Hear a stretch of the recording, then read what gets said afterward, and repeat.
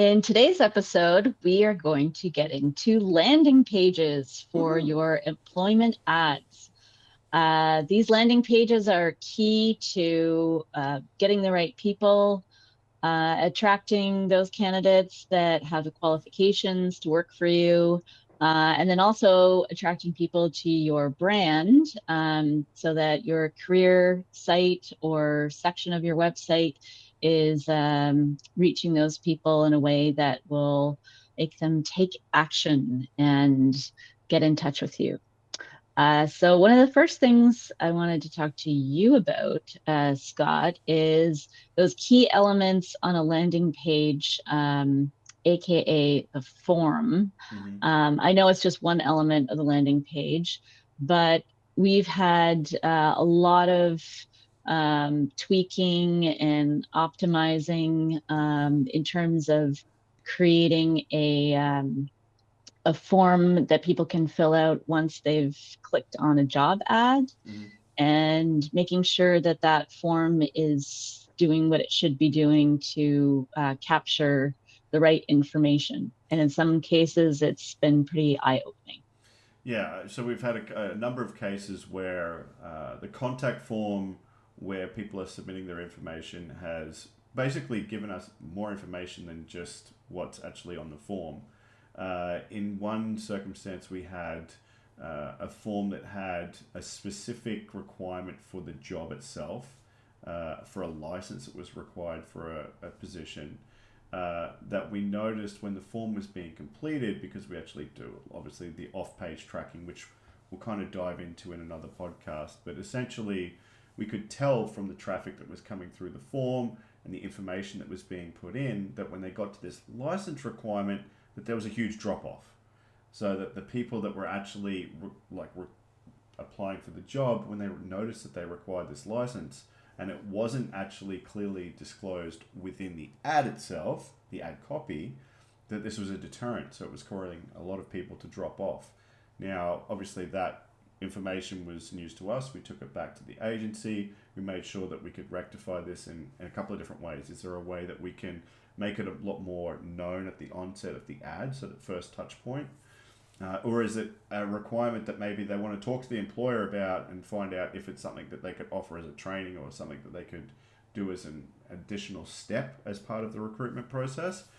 And, we made some solutions that ultimately basically had us remove that part of the requirement so that we could get more applicants to come through for the position. Now, not every job is going to have a special requirement, but it's important that agencies and employers understand that that form itself can be a huge deterrent for that applicant process. So making And you sure that need to track it in real time. that's right, track it in real time, make sure that it's actually being, it's not just a form that's set and forget. You make sure that there's tracking, you can actually see the user experience in the background of the site, which is key to success of any, real applicant process. But also making sure that the form itself isn't too big. We've seen, employers and agencies that want to know people's life story in a contact form, and applicants just don't want to sit there and fill out a 100-question form. Let that happen at the actual recruitment process. Let that happen once they come through the funnel. Give them a chance to, these people are there to apply for a job. They want you to do the onboarding process when you're doing that interview process, or even the pre-interview process before they come in. And I think that's a Well, big issue, right? and this is more of a teaser. Like this That's landed. right. So obviously, there are multiple types of landing pages depending on what your job ad is about and what your goals are. You've got your standard application, like almost like a job application form on a landing page, which talks about a specific job, a little bit about a company, what they're looking for from the employee, what they offer as an employer. So all that information is on the landing page. Mm-hmm. That makes for a positive experience.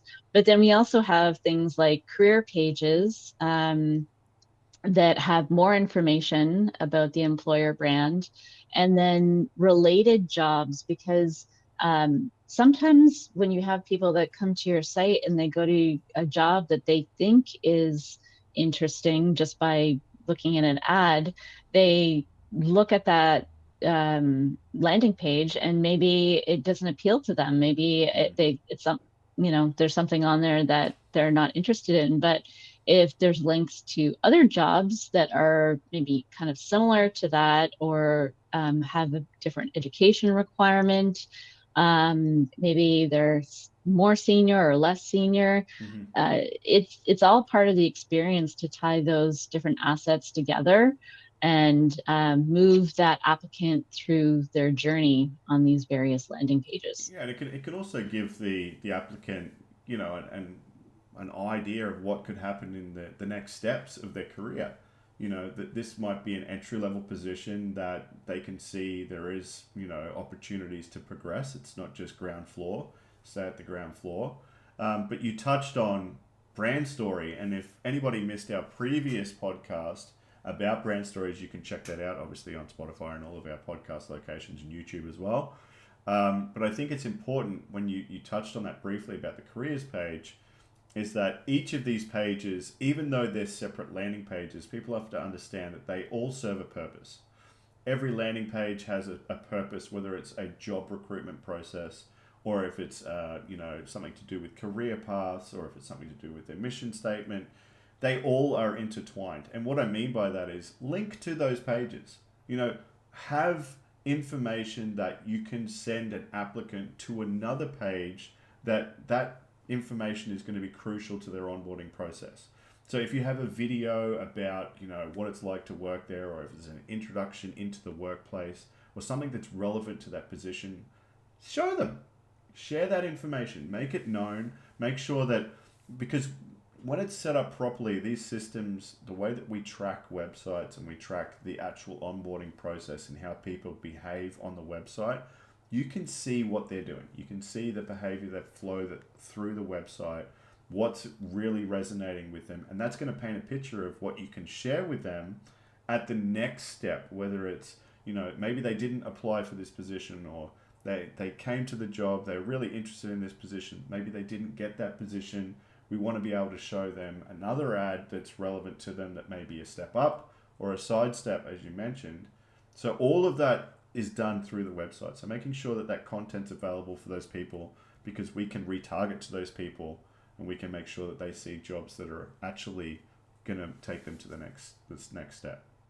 And it's a multi-channel experience too, right? Mm. Like it's not just about running ads and retargeting to them and that type of, like, there's also email. Mm-hmm. Get them on your email list. If they've expressed interest and they've gotten that far, they're on your page, get them to sign up for your newsletter about other jobs that might be coming up in the future. But what Um, happens next? What the big thing from a landing page is what happens next. So yeah, what's the someone's path? exactly where are they going once they enter this? And a lot of people, whether it's an employer or an agency, fall into this trap of, well, we've got the applicant for this job, that's it, it's done. That Hmm. information goes on the shelf and that's it. It's like, well, that applicant, okay, let's say you have 10 positions available, you have 100 applicants, and 15 are great candidates, but you only have 10 positions. What happens to the other five? And what happens to the other 85 that aren't necessarily amazing applicants for that position? Are they suited for other positions? Should they be a part of your email list? Is there information that you can retarget to these people? A lot of people, we deal with agencies that it's like, well, we need to get more candidates. And it's like, okay, well, you need to get more candidates. We just gave you 150 applicants for the last position. You only had 10 positions. Were all 150 of them terrible? It's like, now you want to start another campaign. Can we not utilize the applicants that we have? Is there not information that's relevant to those people that can be sent out? Can we create other landing pages that shares information about a topic that's going to get them to want to stay in our ecosystem? Is there a career Well, page? and that's where custom audiences come into it as well. Yeah. Like once you have the person's contact information, you have their email address, you can create these custom audiences where, maybe they provided their information because they were interested in learning more about the company and jobs there. So those are the perfect people to engage with once that particular job that they applied for has been filled. Yeah. Maybe it's information about the company. Maybe it's not about another job. Maybe it's about some of the cool things that are happening within the company, and it's more of that employer brand story that they're trying to promote. Because I think a lot of times when people are in that set and forget mindset where they run the ad, it does its thing, you get your applicants, you move on to the next thing.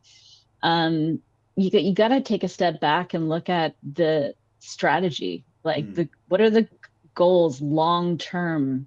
How are you nurturing that audience and promoting your brand in a way that is going to get them excited to work for you? Yeah. So if it's always just like another job ad, then, that's not going to be exciting for people. Like showcase some of those interesting things that you're doing within your company that people are going to, relate to. I think that leads us into another topic that we'll obviously go into in more detail in another podcast. But when we start talking about, you know, agencies and employers advertising on Indeeds and Monsters and, Find a Job and all the career sites, you're really limited to what kind of you can put on the ad. You get a one-page ad that's basically the job listing about what's there. You can't really go into too much detail. You can't interlink.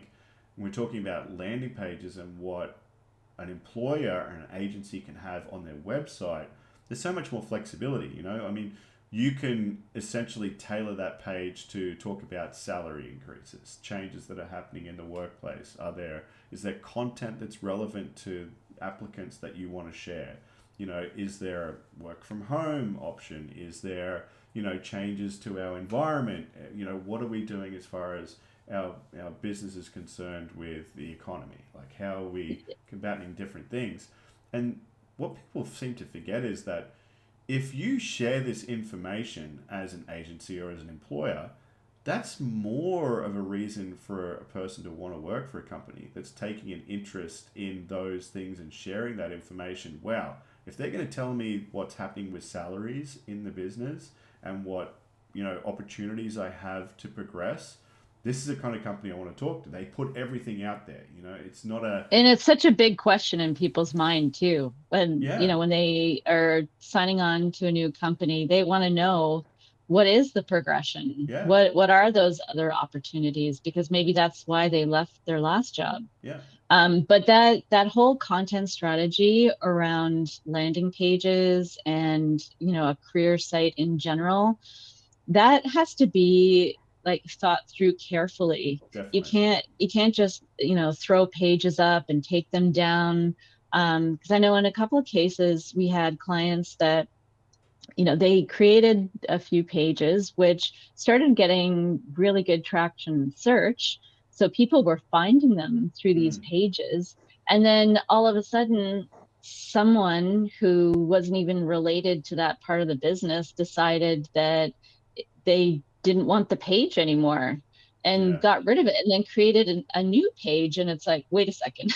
yeah, we we all need to talk. We all need to be on the same page about what this content strategy is and the content marketing that comes with it, because these pages are assets. They're 100%. not they're not just like, a print advertisement that you can create and put it out there. It is there for the long haul. Yeah, And especially with, opportunities and SEO, if you can rank for something that your competitor doesn't, that gives you a huge advantage to definitely. attract a group of people that wouldn't be looking at your competitor. They're looking at you because you've got, number one in search or you're on page one of Google.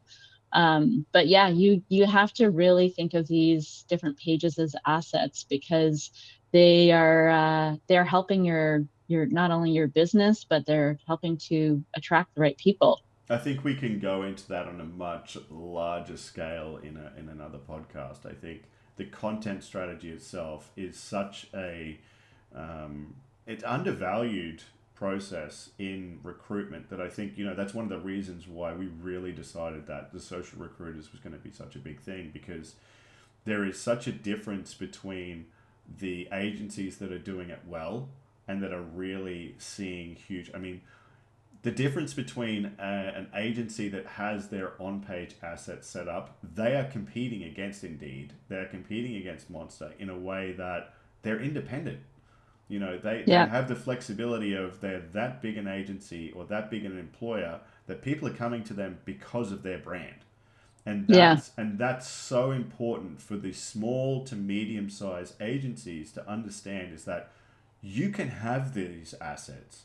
You can start building a brand and have a content strategy that can develop with your business. It can grow with you, and you just need to start thinking about it as an asset. And that's the simplest form that you can do it. The more time you put into your website, the more time you put into your brand story that we talked about in the last episode, and what we're going to continue to talk about with content strategies and how these things can be implemented.